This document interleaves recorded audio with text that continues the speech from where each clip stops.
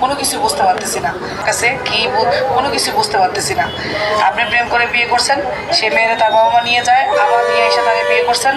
এখন সে মেয়ে হয়তো আবার চলে গেছে বা তার বাবা মা নিয়ে গেছে। এখন সেই ক্ষেত্রে আপনার করণীয় কি? তার বাবা মা কীভাবে আপনার বউ নিয়ে যায় বলেন? আপনার বিবাহিত স্ত্রী, আপনার যেহেতু মেয়ের 18+ তো অবশ্যই, সেই মেয়ে কেন তারে দিয়ে কেন আদালতে মামলা করান না? মামলা করার বউ যদি আপনার কাছে থাকতে রাজি থাকে, আর মেয়ের যদি 18 বছর হয়, সেক্ষেত্রে তো কোনো বাবা মার সাধ্য নাই সেই মেয়েরে আটকায় রাখার। মেয়ে কেন বারবার চলে যায়? এখন আমি কমেন্ট যদি ক্লিয়ার না থাকে, সেই ক্ষেত্রে কিন্তু আমি কোনো প্রশ্নের উত্তর দেই না বা কোনো কমেন্টসের রিপ্লাই দেই না। এই যে আপনি এখনও আর বাবা মা আমার কাছ থেকে জোর জবরদস্তি নিয়ে ডিভোর্স দেয়, তারপর মেয়ে আবার আসে, আবার সে চলে যায়, আমার কাছে কিছু রকমই রাখতে পারি না। তার কারো নাকি একটু রিপ্লাই, তার করো নাকি একটু রিপ্লাই। দেখেন, আপনি বলেন এখানে বোঝার কোনো স্কোপ আছে? আপনি কি চাইছেন আমার কাছে? কোনো কিছু বুঝতে পারতেছেন না। আপনি প্রেম করে বিয়ে করছেন, সে মেয়েরা তার বাবা মা নিয়ে যায়, আবার নিয়ে এসে তাকে বিয়ে করছেন। এখন সে মেয়ে হয়তো আবার চলে গেছে বা তার বাবা মা নিয়ে গেছে। এখন সেক্ষেত্রে আপনার করণীয় কি?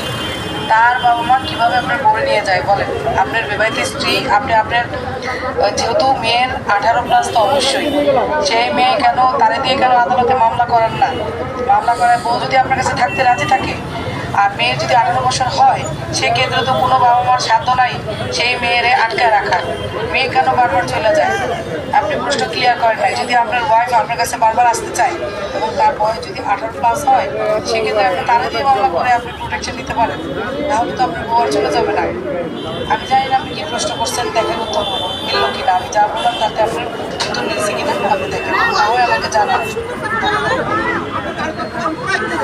বাউল গানের প্রেমিক একটা কমেন্ট করেছেন, আপনি একটা না, আপনি অনেকবারই কালকে থেকে কমেন্ট করতেছেন, আমি লক্ষ্য করছি না ভাই। কিন্তু আপনার প্রশ্নটা আপনার কমেন্টটা কিন্তু ক্লিয়ার না। এখন আমি কমেন্ট যদি ক্লিয়ার না থাকে, সেই ক্ষেত্রে কিন্তু আমি কোনো প্রশ্নের উত্তর দেই না বা কোনো কমেন্টসের রিপ্লাই দিই না। এই যে আপনি এখনও আমি রিপ্লাই ভিডিও বানাইতেছি, আপনি দিচ্ছেন, তারপরও আমি আপনার ভিডিওটা, আমি আপনার কমেন্টটা পড়তেছি, আপনি শুনেন, দেখেন এখানে কি লিখছেন। ম্যাডাম আসসালামু আলাইকুম। ওয়ালাইকুম আসসালাম। আমি প্রেম করে বিয়ে করি, তার বাবা মা আমার কাছ থেকে জোর জবরদস্তি নিয়ে ডিভোর্স দেয়, তারপর মেয়ে আবার আসে, আবার সে চলে যায়, আমার কাছে কিছু রকমই রাখতে পারি না। তার কারো নাকি একটু রিপ্লাই, তার করো নাকি একটু রিপ্লাই। দেখেন, আপনি বলেন এখানে বোঝার কোনো স্কোপ আছে? আপনি কি চাইছেন আমার কাছে? কোনো কিছু বুঝতে পারতেছি না। আপনি প্রেম করে বিয়ে করছেন, সে মেয়েরা তার বাবা মা নিয়ে যায়, আবার নিয়ে এসে তাকে বিয়ে করছেন। এখন সে মেয়ে হয়তো আবার চলে গেছে বা তার বাবা মা নিয়ে গেছে। এখন সেই ক্ষেত্রে আপনার করণীয় কি? তার বাবা মা কীভাবে আপনার বউ নিয়ে যায় বলেন? আপনার বিবাহিত স্ত্রী, আপনার যেহেতু মেয়ের 18+ তো অবশ্যই, সেই মেয়ে কেন তারে দিয়ে কেন আদালতে মামলা করান না? মামলা করার বউ যদি আপনার কাছে থাকতে রাজি থাকে, আর মেয়ের যদি 18 বছর হয়, সেক্ষেত্রে তো কোনো বাবা মার সাধ্য নাই সেই মেয়েরে আটকায় রাখার। মেয়ে কেন বারবার চলে যায়?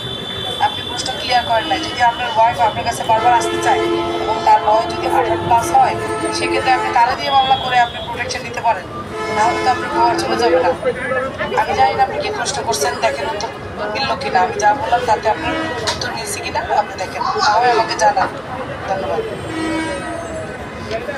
বাউল গানের প্রেমিক একটা কমেন্ট করেছেন, আপনি একটা না, আপনি অনেকবারই কালকে থেকে কমেন্ট করতেছেন।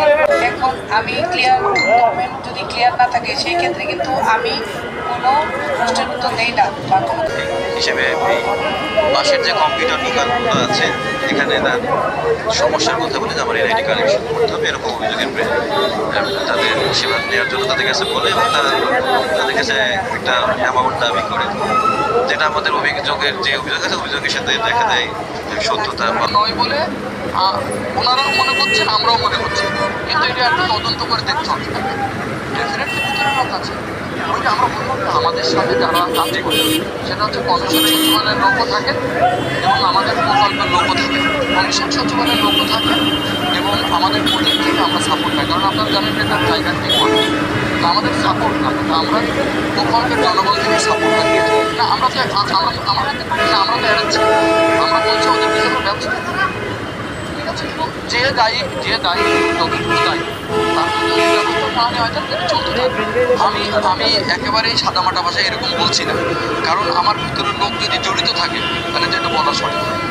কিন্তু আমরা যেটুকু জানতে পেরেছি এই পর্যন্ত সেটা হচ্ছে যে আমাদের প্রকল্পের কেউ এবং আমাদের ভিতরের কেউ করে ভালোবাসেন, এরা জীবনও সুখী হতে পারবেন না।